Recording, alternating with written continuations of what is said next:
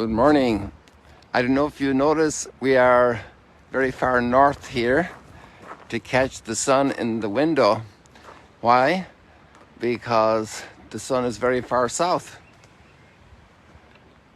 And tomorrow is the 21st of December. And that's at least the traditional date I have in my brain for the winter solstice. Although some people were correcting me that it varies. I didn't know that. Maybe it does. But we're at the shortest daylight hours in this time of the year. I just noticed here that the children have done some writing here on the gravel. I don't know what they were doing, or drawing, making places for play maybe. It seems to be intelligently done, with meaning. It's not haphazard. Interesting what children get up to. So there's obviously meaning in this space for them. So good to be back in Magdala after 10 days. Look how green Mount Arbel has become. It's very tempting to go up there hiking because of the flowers that'll be up there. And we can see Mount Hermon very clearly. Let me zero in for you there. 1 second, that's not Mount Hermon. Over here. Where are you, Mount Hermon? Ah, yeah. So right there, sticking up behind the hills around the lake here. And you see the snow is reflecting the sun on the eastern side of the top of Mount Hermon. Very clear view in the mountains on the border of Lebanon. Back in the distance there. Lots of prayers for peace, for understanding, for good sense. We don't need more destruction and violence. We need a world where people can recognize each other and look each other in the eye and speak the truth and do the good. Today we have a famous reading from Isaiah chapter 7. At this time, the historical background of King Ahaz is coming towards the final part of the 8th century before Christ. So we're talking about let's say 730s to 715 or more or less before Christ. And there's a big crisis politically. You know, we're thinking we have a crisis today in so many places in the world. But Syria, just across there, has joined forces with Israel, the northern kingdom. And now Ephraim has joined that coalition against Jerusalem. And so we're talking about almost 300 years after King David, over 200 years, well, after King David. And God had promised that David's throne would last forever. And so now there's a huge threat to this, and King Ahaz wants to join the alliance. And he shouldn't do that because it's a huge risk in a confrontation with Assyria, which later will prevail against the northern kingdom. And the prophet Isaiah is sent by God to tell Ahaz, stop, don't do that. So this is the background in chapter 7 of Isaiah. And then in this text we have today, a very short text, we have the famous prophecy of a child that will be born, whose name is Emmanuel. God with us is God.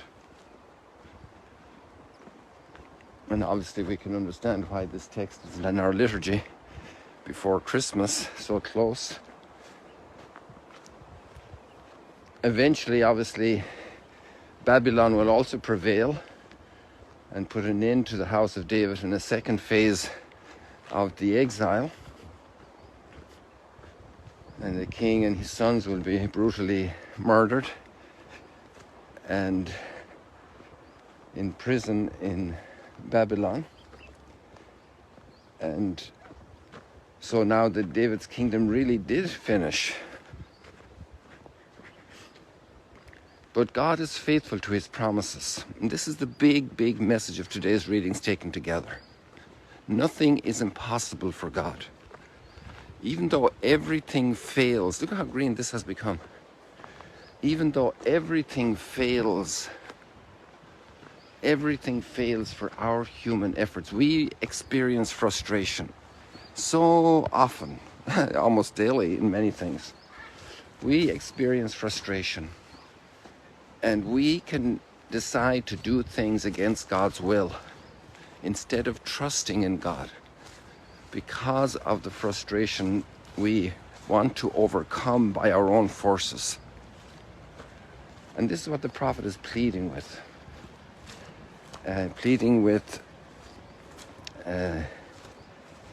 King Ahaz to listen.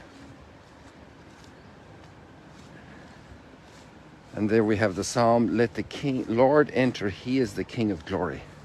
That's a whole thematic struggle in the Bible about wanting a king.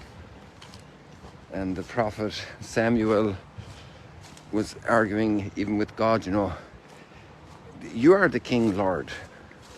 They want a king like all the pagan peoples. They want to prevail militarily, have that kind of unified leadership. And God said, well, let them have their king. And they'll be taxed and they'll be sent into war. And the king will take their finest properties and everything. And what happens very often in corrupted leadership?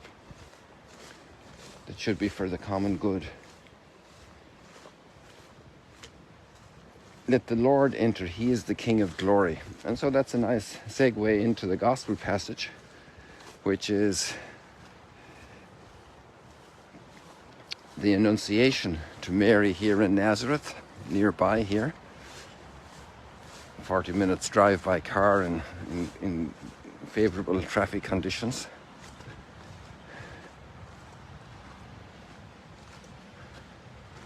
Now the sea is a little noisier down here.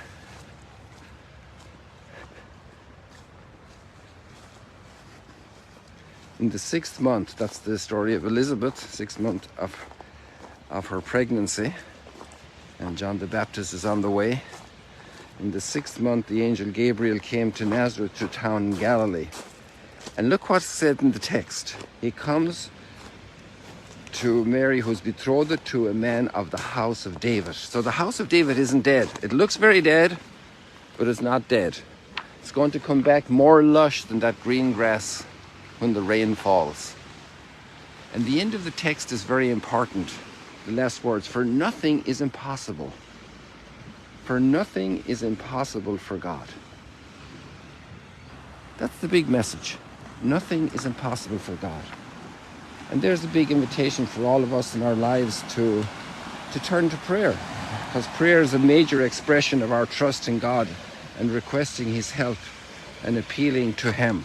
And we have to learn that through hard knocks and through patient repetition and discovery of God's power and prowess.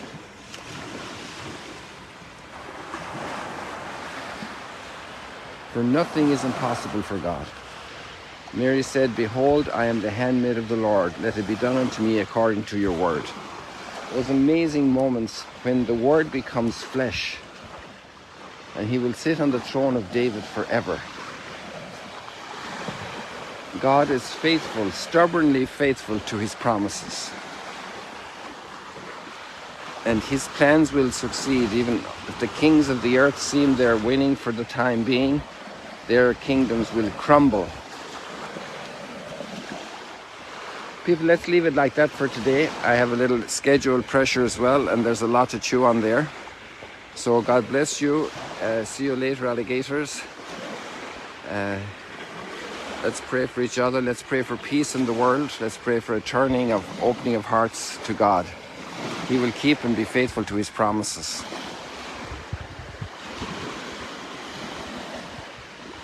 And he'll make them happen.